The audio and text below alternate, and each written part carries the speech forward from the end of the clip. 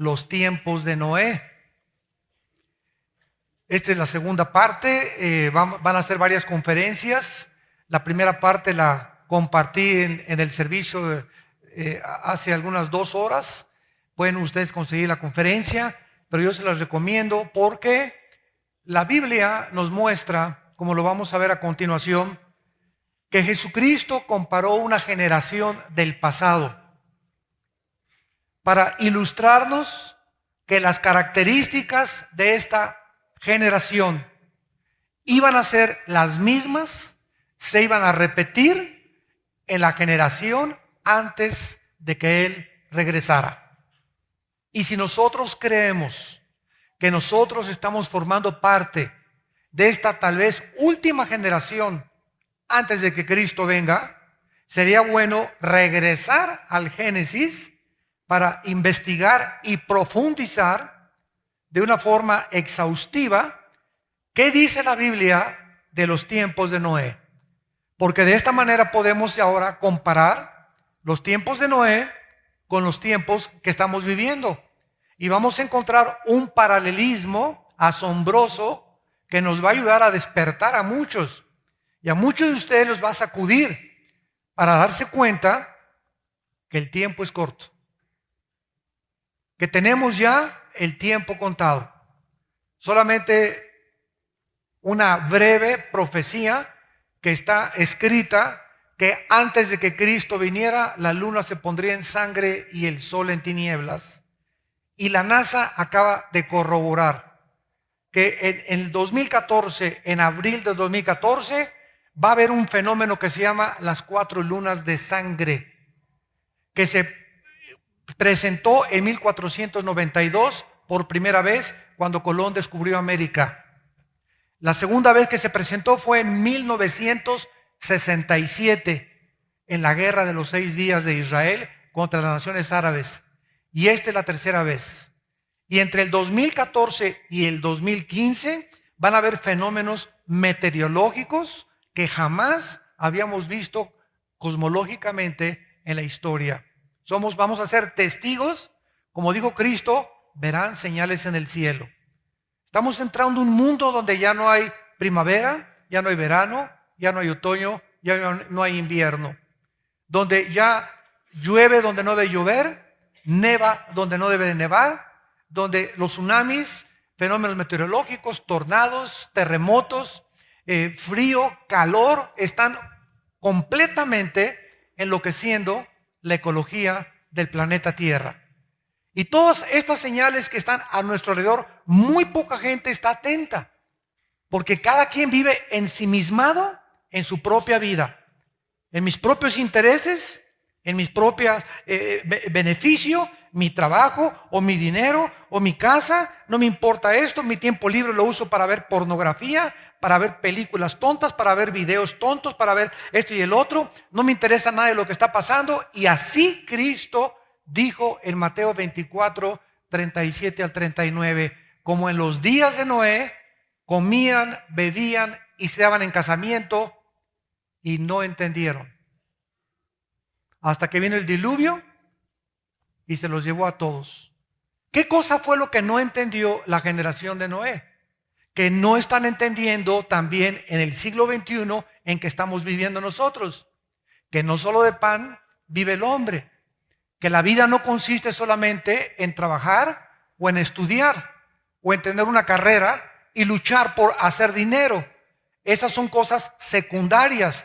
Todos tenemos que estudiar, todos tenemos que trabajar, casas que mantener, educar, luchar por nuestro matrimonio, pero si tenemos en primer lugar a Dios. Y hasta que tú no entiendas que es cuando pones a Dios en la prioridad de tu vida, de tu familia, de tu matrimonio, de tu negocio, Él es el centro de todo lo que tú haces y todo tiene que girar alrededor de la cruz. Entonces es cuando Dios abre las puertas de los cielos y derrama bendición hasta que sobreabunde sobre tu vida. Bendiciones económicas, bendiciones físicas, bendiciones materiales, bendiciones espirituales. Y la mayor parte de la cristiandad actualmente padece problemas de depresión. de ansiedad, de estrés, de frustración, cristianos enojados, divorcios al por mayor, embarazos por todos lados, madres solteras, violencia, secuestros, crímenes, el Medio Oriente a punto de estallar, provocando una tercera guerra mundial que, de acuerdo a la Biblia, va a ser en el Medio Oriente donde vamos a terminar la civilización antes de que Cristo venga. Entonces, todas estas situaciones nos muestran, ¿verdad?, que ya tenemos que despertar, que a lo mejor mañana no amaneces. A lo mejor ahorita saliendo aquí por la puerta esta te da una embolia, un ataque al corazón, te amachuca un camión ahí de esos grandotes que están pasando por ahí todos los días, o te subes al avión y se cae tu avión. Ninguno de los que estamos aquí estamos seguros que vamos a amanecer, ninguno.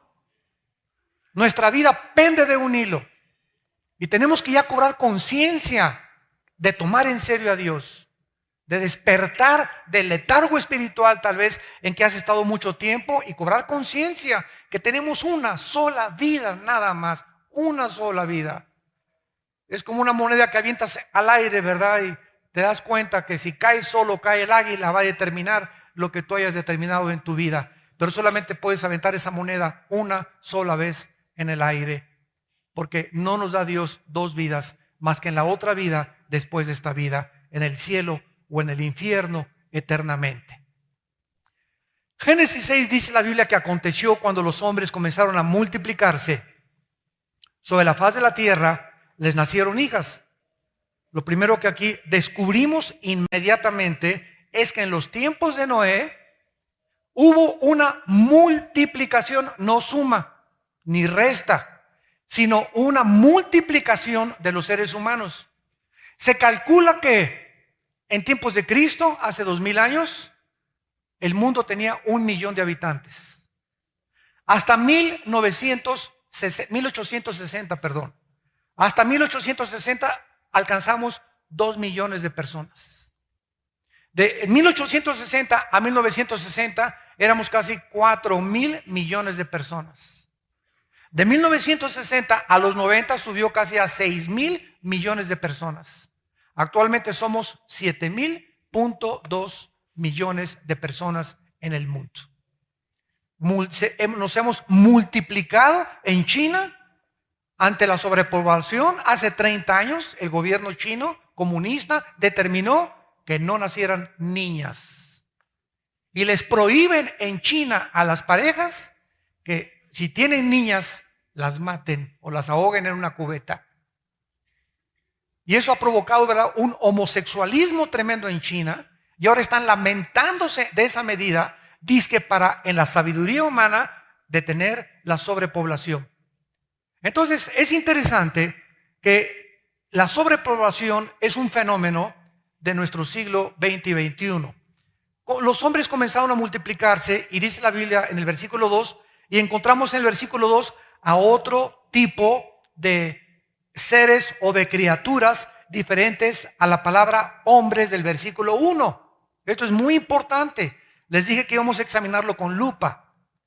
Aconteció que cuando comenzaron a multiplicarse los Adam, A-D-H-A-M, la palabra Adam es los hombres, la raza humana. Cuando comenzaron a multiplicarse sobre la faz de la tierra y le nacieron hijas, vean, hombres se multiplican y les nacen hijas. Y encontramos una tercera parte o clasificación de criaturas, los hijos de Dios. Los hombres no son los hijos de Dios, las hijas de los hombres no son los hijos de Dios. ¿Quiénes son estos misteriosos hijos de Dios? En hebreo, Ben Elohim, con B grande, Ben Elohim, hijos de Dios.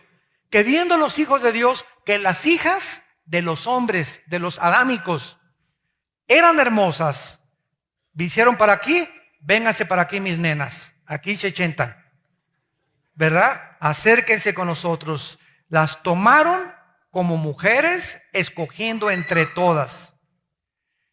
Y dijo Jehová, no contenderá mi espíritu con el hombre para siempre, porque ciertamente él es carne, mas serán sus días 120 años. Había gigantes en la tierra en aquellos días, y también después que se llegaron los hijos de Dios a las hijas de los hombres y les engendraron hijos, fueron los valientes que desde la antigüedad eran varones de renombre. Es interesante recordar que Cristo lo dijo muy claramente, que se iba a repetir las mismas características antes de que Él viniera. Y leemos que hubo dos factores principalmente sobrenaturales en los tiempos de Noé. Número uno, la raza humana se comenzó a multiplicar y hubo en los tiempos de Noé la invasión de ángeles caídos que trataron de pervertir la genética de los seres humanos en aquellos tiempos de Noé. Existe actualmente una controversia tremenda en la teología acerca de la verdadera identidad de estos hijos de Dios, Ben Elohim.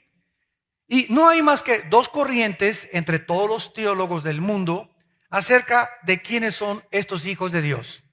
Cuando venimos a la Biblia, santos de Dios, siempre vamos a encontrar, la mayor parte de las veces, dos corrientes. Por ejemplo, actualmente se conoce una corriente como la de los calvinistas, que proviene de las enseñanzas de un grande, es de mis héroes favoritos, Juan Calvino. Otra viene, ¿verdad?, de los arminianos, de Jacobo Arminio. Calvino enseñó la predestinación, Arminio que se pierde la salvación.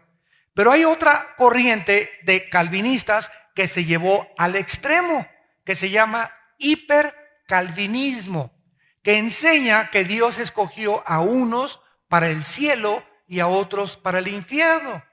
Y cuando esa enseñanza la presentamos de que Dios escoge a unos para el cielo y otros para el infierno, entonces nos convierte a nosotros simplemente en títeres. O sea, si yo no tengo la voluntad ni la facultad de determinar y escoger cielo o infierno, ¿por qué se nos ofrece de esa manera? Escoge hoy a quien quieres servir. Porque de tal manera amó Dios al mundo para que cualquiera que en él crea. Y esta es la condenación, que los hombres amaron más las tinieblas. Si no hubiera libre albedrío y la voluntad humana, el juicio final sería un circo. Porque entonces Dios no tendría ninguna base, ya que fuimos determinados para el cielo o para el infierno. Ahora, aunque es verdad que existe la predestinación, dice Efesios 1, que fuimos predestinados para ser adoptados conforme al Hijo de Dios, etcétera, etcétera. Antes de la predestinación, o Romanos 8:29, existe el preconocimiento de Dios. Si me van siguiendo con mucho cuidado. Entonces, Dios sabe y sabía quiénes se van a condenar. Dios sabe desde antes de que nazcas si te vas a ir al cielo o te vas a ir al infierno. Pero precisamente por el libre albedrío, si Judas, como un ejemplo, que estaba escrito que Judas iba a traicionar a Cristo, en el día del juicio, Judas le va a hablar a sus abogados para que lo defiendan y le van a decir: oye Dios, pero si tú le escogiste a Judas para que fuera el que traicionara a tu hijo, ¿cómo lo puedes condenar? Tú escogiste que se fuera al infierno para traicionar a tu hijo y salvar a la humanidad. Entonces Dios le va a contestar a Judas, ¿verdad? ¿Sabes una cosa, Judas? Yo sabía que tú ibas a traicionar a mi hijo, y como yo lo sabía con anticipación, escribí lo que tú ibas a hacer antes de que tú nacieras. Y Judas le va a contestar: ¿y por qué no lo impediste? Y le va a contestar Dios: porque si lo hubiera impedido, hubiera yo destruido la característica más grande que le otorgué a las criaturas que yo hice en el universo, el libre albedrío. Si yo hubiera intervenido para que tú no hicieras lo que tú estabas haciendo, entonces tú ya no eres libre, ya no eres un agente moral responsable de tus acciones. Ya tus acciones fueron determinadas por mí desde antes de la fundación del mundo. ¿Se dan cuenta? Ahora, esto que estoy compartiendo con ustedes, muchos de ustedes no lo entienden, y como dijo Dion Teofilito, ni lo entenderán. Y les voy a decir por qué. Escúchenme con mucha atención. Una de las condiciones para poder entender los pensamientos de Dios requiere, en primer lugar, que camines cerca de Él. Número 2, que tengas el conocimiento y la cercanía con Dios para poder discernir entre el bien y entre el mal. Y número 3, para que tú puedas vivir una vida recta delante de sus ojos. Entonces, mucha gente quiere saber, ¿y por qué Dios creó al diablo? Y no entiendo la predestinación, y esto no se vale, y por aquí y por allá. ¿Sabes una cosa? Por eso les dije, como dio un Teofilito, porque no quieres pagar el precio de caminar cerca con Dios. Dios no es un Dios como el genio de Aladino de la lámpara, que simplemente, yo quiero que me contestes esto y te va a contestar. Es como cuando a mí me mandan correos. Les voy a ser sincero, ahí me llegan correos. Hermano Alducin, ¿y por qué esto y esto y esto y esto? Fulano de tal firma, no le contesto. Oye, ni siquiera me manda a saludar. Oye, hermano, doy gracias, ¿verdad? Por la vida, por las conferencias, cómo está su familia, etcétera, etcétera. ¿Creen que de veras somos sirvientes? Somos sirvientes, pero no serviles. Entonces, si una persona me manda un correo, oiga, tengo este problema teológico y estamos orando por su familia, etcétera, etcétera. O sea, se acuerdan un poquito de ser humanos y que somos seres humanos, les contestamos. Pero así es con Dios también. El otro día me puse a pensar eso. Oye, Dios, ¿y por qué esto y el otro? Y creen que Dios les va a contestar. Estás loco. ¿De cuál fumaste? Dios no es un Dios que solamente por enriquecer tu conocimiento e intelectualidad te va a contestar. Tienes que pagar el precio. Imagínate un estudiante de física matemáticas que te graduaste de la preparatoria y pasas a la facultad de físico-matemáticas. Oiga, maestro, estos logaritmos no lo entiendo. ¿Y ya sabes la raíz cuadrada? No, pues como dijo un Teofilito, ni entenderás tampoco los logaritmos, porque antes tienes que entender la raíz cuadrada, matemáticas, divisiones, álgebra, etcétera, etcétera. Entonces tú no puedes saltar al conocimiento de universidad cuando no has acabado la primaria y la secundaria. Ahora, ¿qué necesitas para conocer a Dios y la Biblia? Paciencia y humildad. Humildad y paciencia. Saber que el conocimiento que tienes es limitado y que necesitamos caminar, todavía nos faltan muchos años adelante, donde Dios, mientras más tinieblas salgan de tu cerebro, más luz va a entrar para comprender los pensamientos y los caminos de Dios. Muy bien, una de las interpretaciones, no solamente con la predestinación, con la gracia, la salvación, también aquí hay otro fenómeno dentro de la teología. Unos creen que estos matrimonios o esta unión entre los hijos de Dios y las hijas de los hombres eran y se referían a unión de creyentes con no creyentes. Que se supone que los hijos de Dios eran los descendientes de Set, del que sustituyó a este Abel cuando Caín mató a Abel, y que de la descendencia de Set y de la descendencia de Caín se juntaron creyentes, los descendientes de Set, no creyentes, la descendencia de Caín, se mezclaron y entonces, versículo 4 de Génesis 6, produjeron gigantes. Esto es un absurdo, no solamente teológicamente, sino también filosófica y también médicamente. Por más que un malo se case con una mala o una mala con un bueno, va a producir hombres de 4 o 5 metros de altura con 12 dedos en los pies y 12 dedos en las manos. Por el amor de Dios, Virgen de la Macarena. Tampoco existe, ¿verdad?, ningún registro en la Biblia que Dios haya dado un mandamiento especial para que no se casaran los creyentes con los no creyentes antes de la ley mosaica. Y en vista de este silencio, ¿verdad?, es extraño que Dios haya visitado con un juicio tan severo a la humanidad como para destruir el mundo entero. Y finalmente, ¿cómo es posible que si fueron solamente seres humanos los que se juntaron en Génesis 6, cómo es posible que hayan producido gigantes o monstruos? Vuelvo a repetir, con 12 dedos en las manos y 12 dedos en los pies.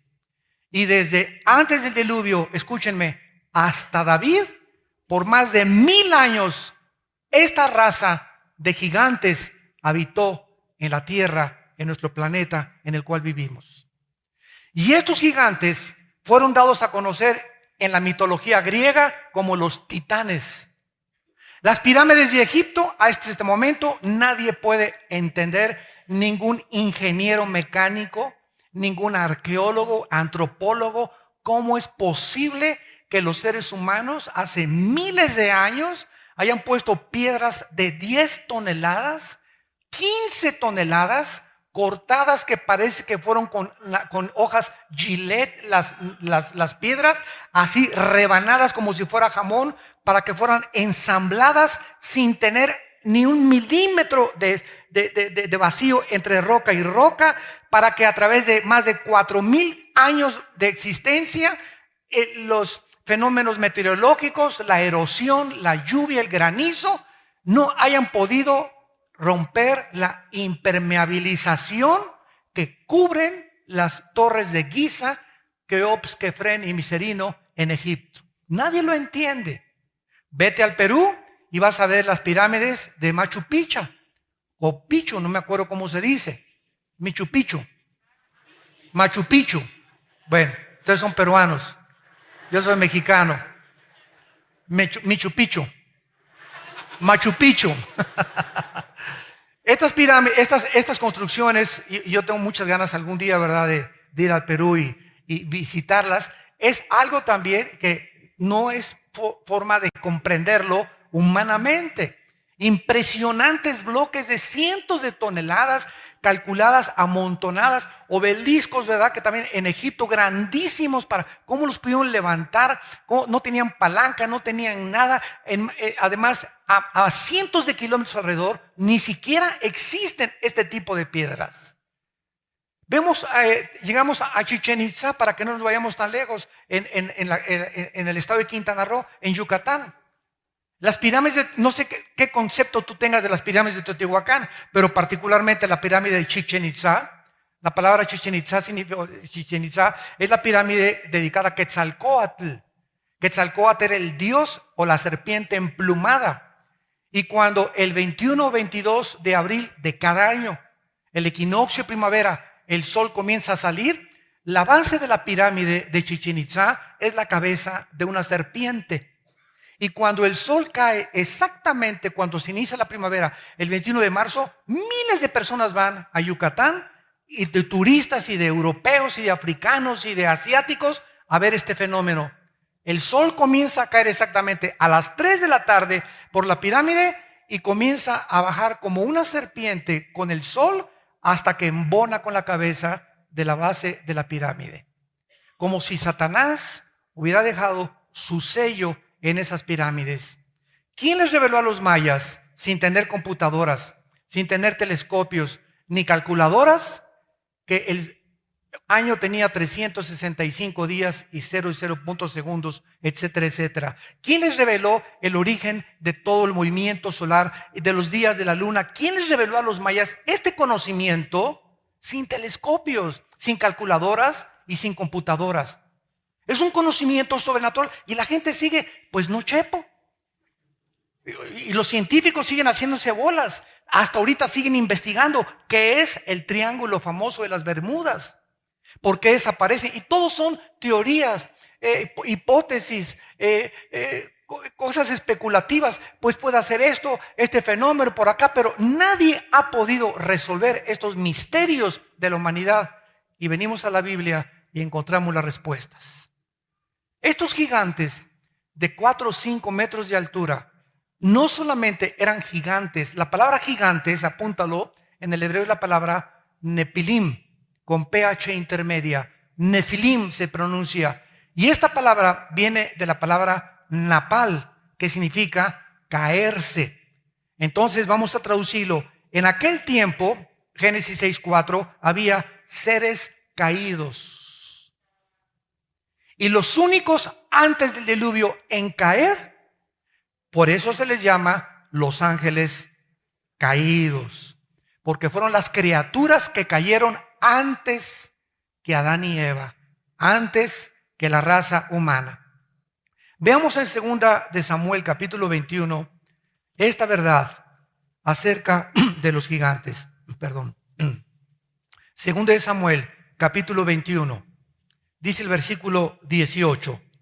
Aquí vamos a descubrir que Goliat, el famoso gigante de casi 4 o 5 metros de estatura, con el cual peleó David. ¿Recuerdan en 1 Samuel 17 la batalla entre David y Goliat? No sé si recuerdan ustedes que cuando David, antes de leer esto, les doy estos antecedentes. Cuando David peleó contra Goliat, si ustedes fueron estudiantes cuidadosos de 1 Samuel 17, David recogió 5 piedras. Recogió 5 piedras y las echó en su bolsa. Y cuando se enfrentó a David, a Goliat, puso una, ¡pum!, ¿verdad? Le da exactamente en el único punto, porque traía una armadura Goliat, los hombros, las piernas, una lanza, escudo, y el único punto vulnerable que tenía era la frente. De ahí en adelante se hicieron cascos así. No sé si los han visto, pero ya los griegos y los macedonios y los romanos comenzaron a hacer cascos así, precisamente de eso, ¿verdad? Porque se dejó aquí el punto, y ahí mismo le pegó la piedra a David. Ahora, lo interesante de esto es que el estudiante cuidadoso de las Escrituras no descuida ninguna palabra. No hay nada que el Espíritu Santo haya desperdiciado cuando estudiamos la Biblia. ¿Por qué escogió 5 piedras David? Y aquí descubrimos en 2 Samuel 21 que Goliat tenía 4 hermanos. Y el primero se llamaba Isbi-Benob, versículo 16. Abisaí en el 17, Sibecai en el 18, Elahán en el 19, Goliat Eteo, versículo 20. Hubo una guerra en Gat, donde había un hombre, escuchen, de grande estatura, el cual tenía 12 dedos en las manos, 12 dedos en los pies, 24 por todos, y era descendiente ¿de quién? De los gigantes. Este desafió a Israel y lo mató Jonatán, hijo de Simea, hermano de David. Estos cuatro chiquilines eran descendientes de los gigantes en Gat, de donde era precisamente Goliat. Era de Gat. En otras palabras, cuando David recogió las 4 piedras, de una forma profética, el Espíritu Santo nos está mostrando que David no solamente podía enfrentarse a uno, sino aquí tengo también, échame a tus hermanitos también. Pero no aparecieron los hermanos, ¿verdad? Dice en México, le sacó al parche. Pero vemos estos fenómenos, ¿verdad?, que existieron antes del diluvio y después del diluvio. Y esta mezcla, ¿verdad?, eran hijos, se les llama hijos de Dios. Ahora, es interesante para reforzar esta teoría teológica, es interesante que la frase Ben Elohim, hijos de Dios, de la forma etimológica que estudia las raíces de las palabras, en todo el Antiguo Testamento, la frase hijos de Dios se usa nada más para los ángeles. Job, a los que quieran apuntar, 1:6, Job 2:1, Job 38:7, y vemos nosotros en Génesis 4 que se usa también para los seres caídos, para los ángeles caídos. Ahora, si queremos todavía reforzar más esta teoría, vayamos a Judas antes del libro de Apocalipsis. Antes de Apocalipsis está la epístola de Judas, y vean ustedes lo que dice Judas acerca, porque no hay cosa más maravillosa que dejar que la Biblia hable por sí misma. Como decía Charles Spurgeon, el gran predicador inglés, cuando abras la Biblia se defiende sola.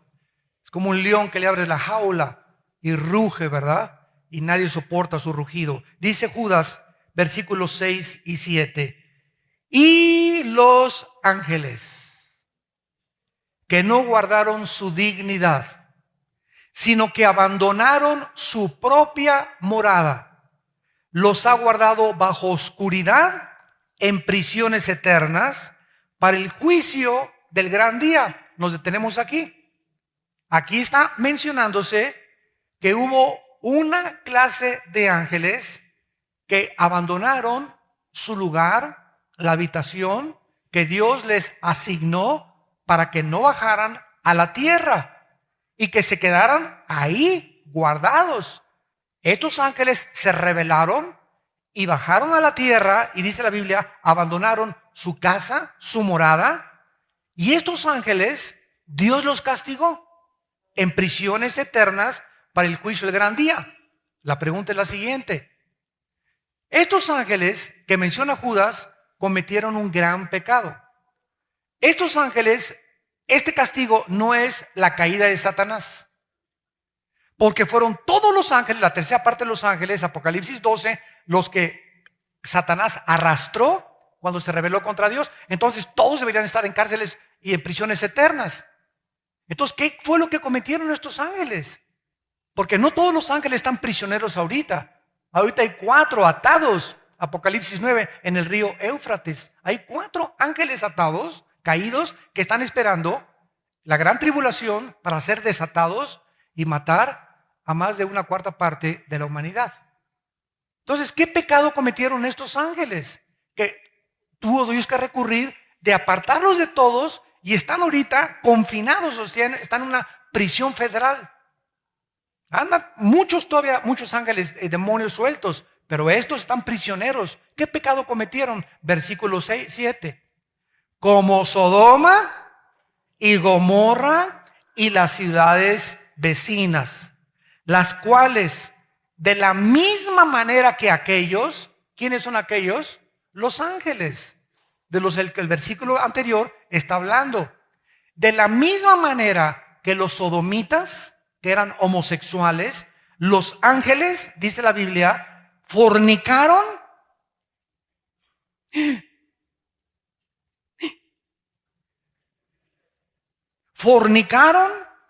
e ido en vicios contra natura. Fueron puestos, por ejemplo, sufriendo el castigo del fuego eterno. Vemos nosotros que ya es la misma Biblia la que nos dice, hubo un tiempo en la humanidad en la que ángeles caídos bajaron a la tierra y lo mismo que hicieron cuando un hombre tiene relaciones con un hombre, cuando una mujer tiene relaciones con una mujer, estas relaciones se llaman en la Biblia contra natura. Estás en contra de la naturaleza de Dios, de la creación de Dios. Dios creó los órganos reproductores sexuales del hombre, Dios creó los órganos reproductores de la mujer para que nos ensambláramos los dos de una forma santificada en el matrimonio y a través de esta unión colaboráramos con Dios para traer hijos al mundo y fuéramos bendecidos por Dios. Pero cuando este orden divino se rompe y en lugar de irse Pepe con Carmelita, se va Pepe con Jorge y Carmelita con Lupita, están violando el diseño de Dios. Y en ese momento Dios desde el cielo tiene que traer un juicio, como los Sodoma y como Gomorra. Regresamos al Génesis. Ahora nos preguntamos, en segundo lugar, ¿cuál fue el objetivo satánico en los tiempos de Noé? Para que Satanás haya planeado este ataque de pervertir la genética humana. Porque después de que Adán y Eva fueron expulsados del huerto del Edén, Dios dio una profecía en Génesis 3:15, que la semilla de la mujer iba a herir en la cabeza a la semilla de Satanás. Y aquí se está profetizando que la mujer, y vean ustedes mujeres, ¿por qué? Ahora lo entienden ustedes mujeres. ¿Por qué ustedes, las mujeres, por qué las mujeres a través de toda la historia humana han sido el objeto del odio del diablo? ¿Y qué es lo que hace el diablo? Para poder vengarse de las mujeres, usa a esposos nietos de Zapata.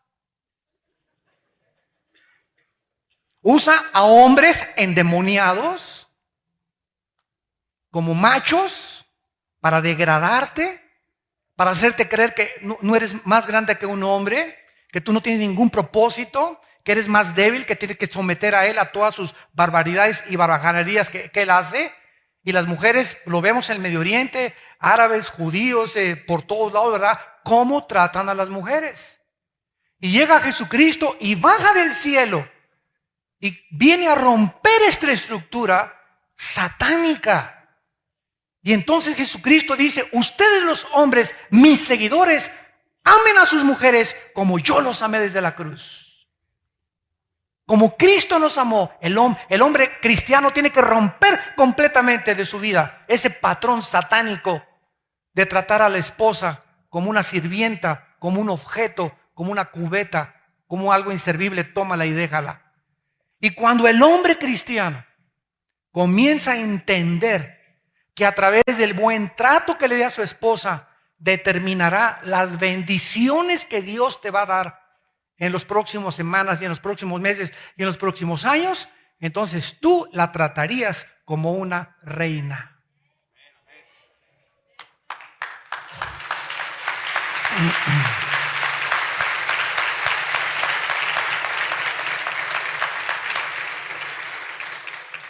¿Quién vino a romper ese patrón? Jesucristo.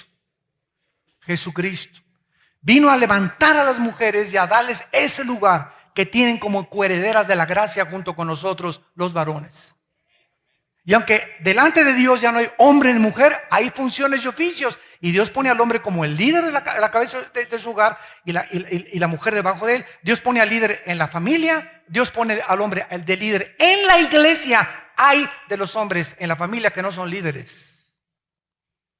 Hay de los pastores que no son pastores y los líderes de la iglesia. Las maldiciones vienen por eso. Y hay de los gobernantes que no saben gobernar una nación, que o bajan al pueblo, y hay de las naciones cuando tienen mujeres gobernantes. Y esto de ninguna manera degrada a la mujer, porque no quiere decir que una mujer no tenga la capacidad. Tienen hasta más capacidad que nosotros de gobernar. Desgraciadamente, no es el patrón de Dios. Y cuando Dios deja que una familia sea una mujer la que gobierne, es porque el hombre no está funcionando. Y alguien tiene que funcionar. Alguien tiene que sacar a la familia. Si en una iglesia no es el hombre, Dios pone a una mujer. Y por eso hay mujeres pastoras. No es la voluntad de Dios que haya mujeres pastoras. Dios permite que haya. Pero su voluntad es que el hombre tenga liderazgo. Y si no hay hombres gobernantes, es un síntoma de vergüenza en el liderazgo político de las naciones. ¿Dónde están los hombres? Dios levanta hasta piedras. Dijo, si no me alaban ustedes, hasta las piedras puedo hacer que me adoren. Entonces tenemos que entender todas estas cosas. ¿Y de dónde vienen las bendiciones a nuestra vida y las maldiciones? Vienen de ahí, de romper el patrón de Dios. Porque Cristo dijo, una tilde no pasará de esta ley hasta que todo esto se cumpla. Entonces tenemos que entender que las leyes de Dios están vigentes moralmente, porque son las que determinan la conducta del ser humano. Esta profecía de Génesis 3:15, Satanás supo, caray, de la mujer viene la semilla. Pues ¿qué hizo Satanás? Tratar antes de que en 1860 Gregorio Mendel descubriera las leyes de la herencia, y antes de que en 1954 el doctor Crick norteamericano comenzara a descifrar el ácido desoxirribonucleico, o como se llama el ADN, disculpen si no lo dije bien, pero ahí se va. Hasta entonces el hombre comenzó a entender que en cada una de las billones de células que tiene el cuerpo humano hay un software. En los billones de células que tenemos, en cada célula hay un código genético escondido para reproducirnos otra vez como somos. Impresionante. Entonces, el diablo conoce la genética antes que nosotros. Recuerden al endemoniado gadareno. ¿Se acuerdan el endemoniado gadareno? ¿Que se parece a tu compadre? El endemoniado gadareno tenía una fuerza en los músculos. No era un pesista, ni ganó Mr. Universo. Era un hombre común y corriente cuya fuerza en los músculos estaba energetizada por demonios y podía romper las cadenas. Habitaba en los sepulcros. Sus ojos estaban como llamas de fuego, ¿verdad? Encendidos de odio. Tenía una mente completamente distorsionada. Cuando hablaba con una voz que no era la de él. Entonces la Biblia nos muestra que cuando los demonios entran a un ser humano, esto fue escrito hace 2000 años. Antes de Gregorio Mendel, antes de Crick, antes de la genética, la Biblia nos mostraba que estos demonios entran al ser humano y tienen control de las cuerdas vocales, tienen control de mi corazón, saben cómo meterse a las neuronas de mi cerebro y desconectarme alambres. Ellos saben cómo hacerlo. Ni los propios neurólogos han podido acabar de descifrar las profundidades de la mente y del cerebro humano. Los demonios pueden entrar y descomponerte tu vesícula biliar.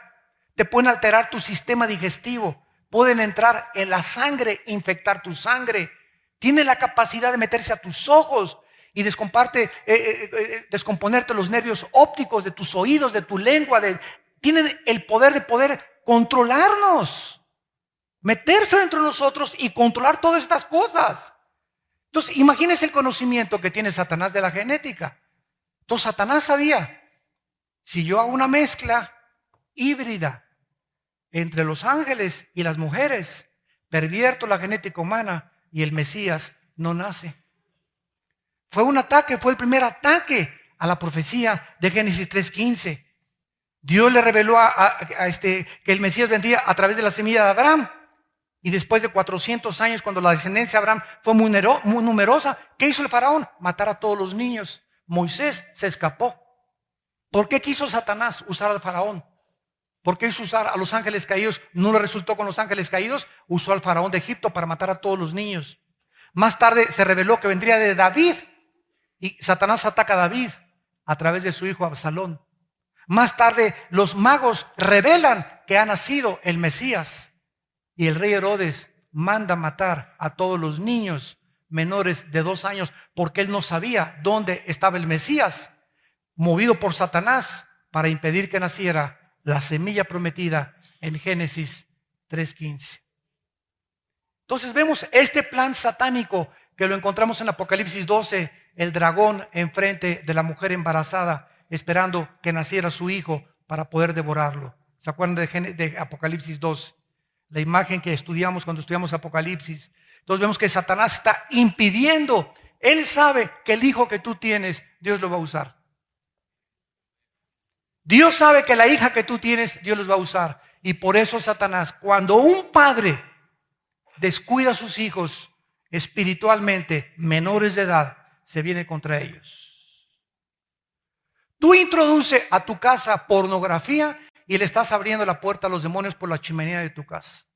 Pásenle, siéntense aquí en la sala, métanse a la cuna de mi hijo, háganle lo que quieran. Porque somos los guardianes, los padres, dice 1 Corintios 7, si el padre es santificado, los hijos son santos. Ya que el hijo tenga 18 años de edad y que haga lo que haga, ¿verdad? Ese ya es problema de él. Yo ya estoy, mi hijito, ya te enseñé, ya tú darle cuentas a Dios. Ya si se vuelve drogadicto tu hijo, se va, ¿verdad? Acabamos con ellos. Pero tenemos que entender que mientras nuestros hijos son pequeños, la única protección que tienen son padres santos. Nada más. Y si un padre no es cristiano y la mujer es cristiana, dice 1 Corintios 7, por las oraciones de la mujer cristiana, Dios santifica a tus hijos y los protege del mal. Con uno solo que viva cerca de Dios.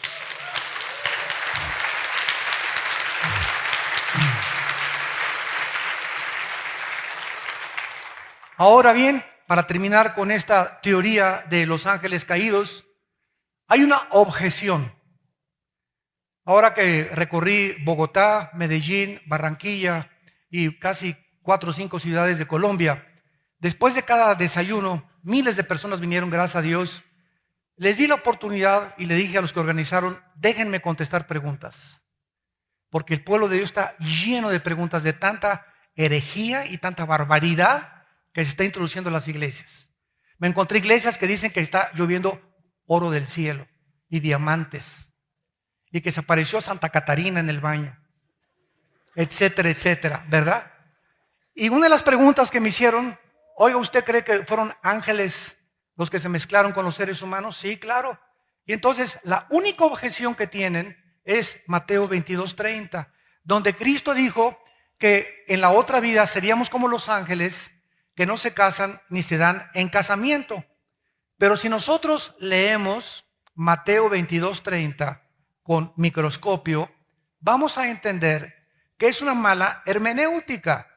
O sea, es impresionante cómo podemos sacar de un versículo o de 2 versículos toda una doctrina.